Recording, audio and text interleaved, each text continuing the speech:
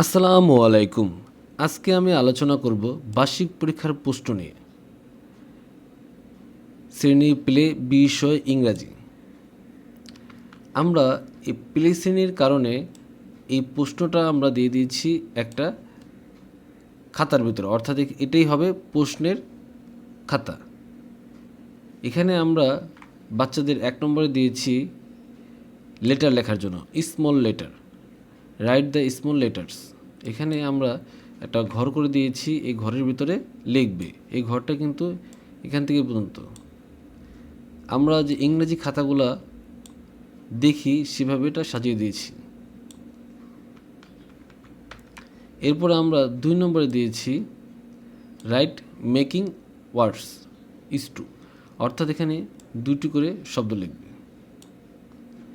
এরপরে 3 নম্বরে দিয়েছি ডু ইংলিশ টু বাংলা, অর্থাৎ এখানে ইংরেজিতে আছে, বাংলা লিখতে হবে। বলতে পারেন শব্দ অর্থ। এরপরে 4 নম্বরে দিয়েছি write the name of 5 animals, 5টা প্রাণীর নাম লিখতে বলছি। এখানে আমরা নিচে একটা বক্স করে দিয়েছি, এই বক্সের মধ্যে 5টা প্রাণীর নাম লিখবে। এরপরে 5 নম্বরে দিয়েছি আমরা what is your father's name, তোমার বাবার নাম কি, এখানে এই বক্সে লিখতে হবে। এরপর আমরা 6 নম্বরে দিয়েছি কবিতা আর্লি টু বেড, এই কবিতা লেখার জন্য আমরা এখানে একটা বক্স দিয়ে দিয়েছি। 7 নম্বরে দিয়েছি ওরাল, অর্থাৎ মৌখিক। এখানে আমরা মৌখিক হিসেবে রেখেছি tell the name of 5 fish. 8 নম্বরে দিয়েছি আমরা অ্যাসাইনমেন্ট এবং ক্লাস টেস্ট। তো এই ছিল আমাদের আজকের